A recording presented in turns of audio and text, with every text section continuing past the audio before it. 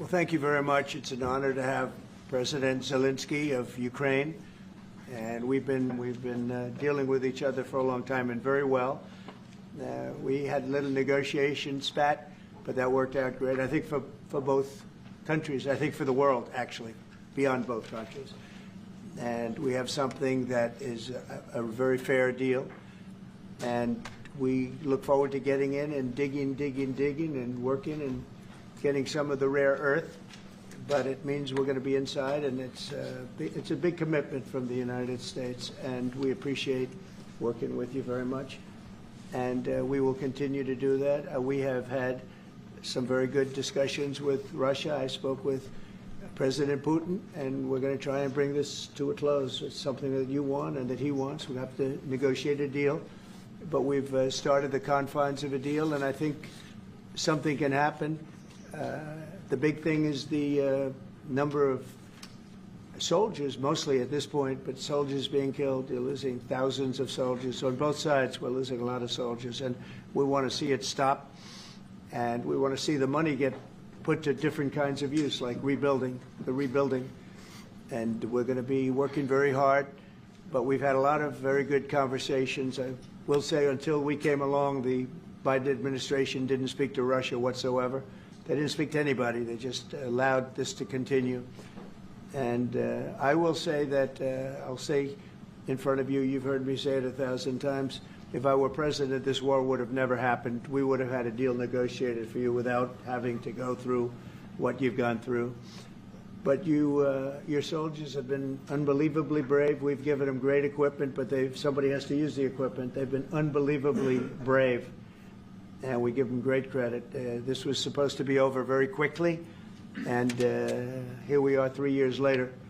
So I give tremendous credit to your generals and your soldiers and yourself, in the sense that it's been very hard fighting, very tough fighting. They're great fighters, and you have to be very proud of them from that standpoint. But now we want to get it over with. It's enough, right? We want to get it over with. So it's an honor to have you here. Thank you very much for coming. We're going to sign the agreement at the conference in the East Room in a little while, right after lunch. And we'll be having lunch together. We're also discussing some other things, and we appreciate everybody being here. It's somewhat of an exciting moment, but the really exciting moment is when they stop the shooting and we end up with a deal. And I think we're fairly close to getting that, and an honor to have you. And please, I'd like to say something. Yeah, thank you so much, Mr. President. Thank you for the invitation. And really, I hope that this first document will be first step to real security guarantees for Ukraine, our people, our children. I really count on it. And of course, we count that America will not stop support. Really, for us, it's very important to support and to continue it. I want to discuss it with details further during our conversation, and of course the infrastructure or security guarantees, because for today I understand what Europe is ready to do, and of course I want to discuss with you what United States will be ready to do, and I really count on much to give you, and you see. Yeah. This is pastor. By the way, they stolen pastors, because it's not Russian church. They stolen pastors and moved pastors to the prison. At the end of last year, we brought 3 pastors, and we could exchange them. And this is pastor, you see. Yeah, that's tough. Yeah. So I mean, this I wanted to show you, and this. So thank you very much. We want to get that ended, right? Yeah. Of course, we will. I think we will.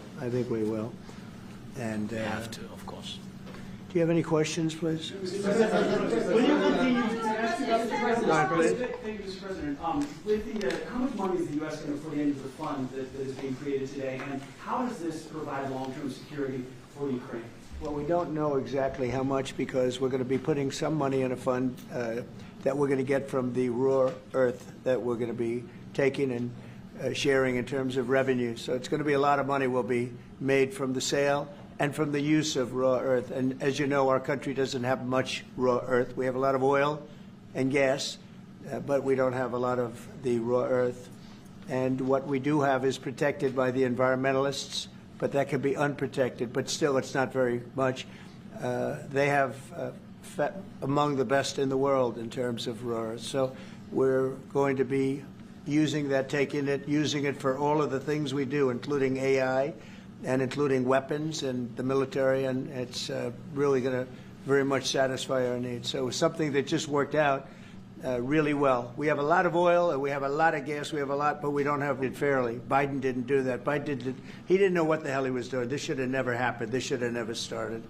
But, you know, sure, the answer is yes, but hopefully we won't have to send much, because I'm looking forward to getting it done quickly, very quickly. Does that mean you provide security guarantees, Mr. President?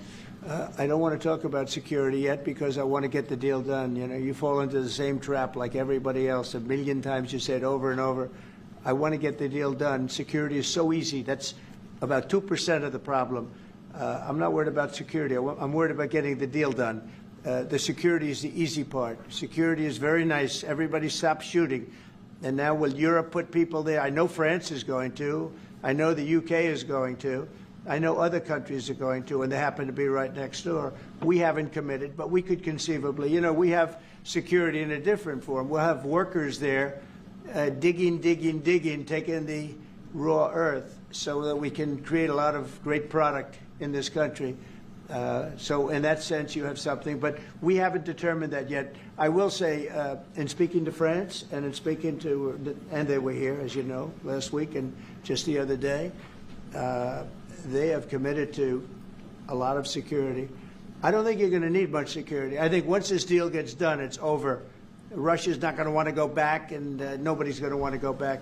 When this deal ends, I really believe this deal is going to be over. Question? Yeah, please go ahead. Thank you. Go ahead, please. Thank you so yeah. much. Mr. President, thank you. Thank you. Macron and Keir Starmer at the White House this past week, both of whom praised your courage and conviction to lead the pathway towards peace. Yes. Part of that involved, though, re-engaging with Russia in diplomatic relations, something that previous leaders lacked the conviction to do so. What gave you the moral courage and conviction to step forward and lead that? Well, I love this guy. Who are you with? One American News, sir. Well, that's why I like him. One American News does a great job. That's very. I like the question.